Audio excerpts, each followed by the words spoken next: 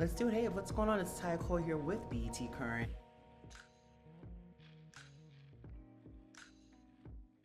And John and Tessa, the entire series, I finished it, and no spoilers here, but I was gagged and gooped the entire time. And that plot twist was amazing. I want to start with you, Tessa. Now, Anna's a former news anchor. She's getting herself back into it, and she's obsessed with uncovering the truth. And as a fellow journalist myself, so am I. So in your own life, how do you balance the story you tell about yourself with the narratives other people try to put on you, especially as a woman in Hollywood? Oh gosh. I don't. I try not to get too fussed about it anymore. Good. I had an experience where there was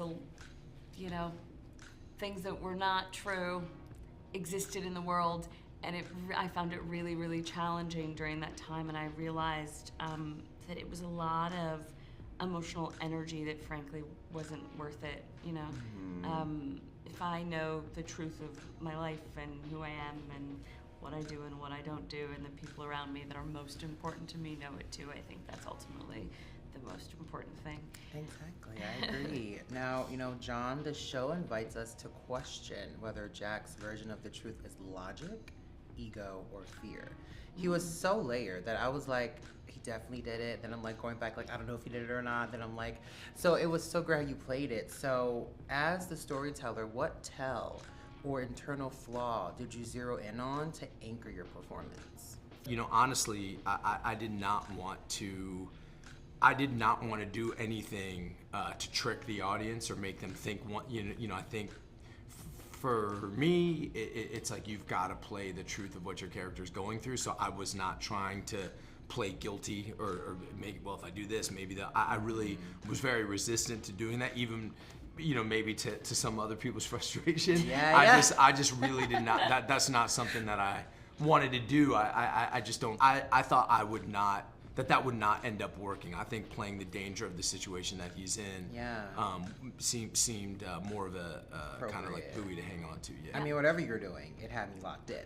I appreciate whatever you had going on there, I was tuned in for all 6 episodes. So when I was watching the show, I actually kind of have to sit with myself and realize that a lot of things that have happened in the past does not define who I am today. And I think what I love is you guys kept going back and forth in the flashbacks, specifically Anna, where it was like, oh my God, like, does this define who I am? Does this not define who I am?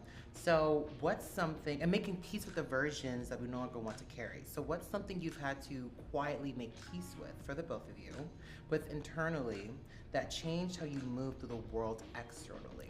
I'm not proud of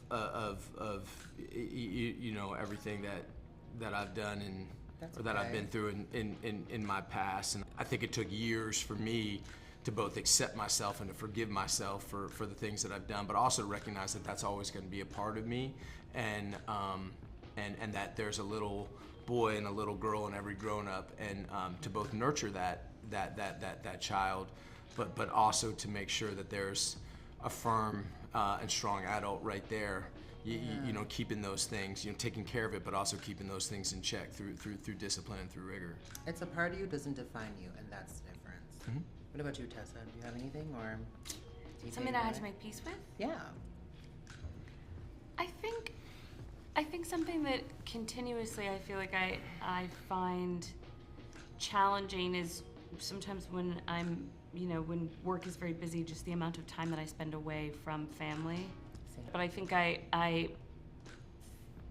acknowledge it so I understand just how to do better, I suppose, and realize that, I've made a choice, and my work sort of is going to take me away, and I'm going to miss, like when I would have to miss a significant event and someone in my life, like that would like I've been there. just eat me and make me just feel like so bad, Yeah.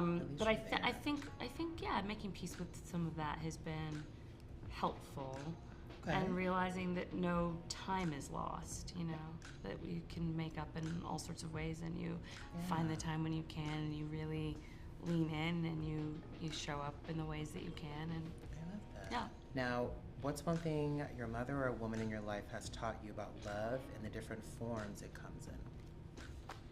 Well, you know, I think my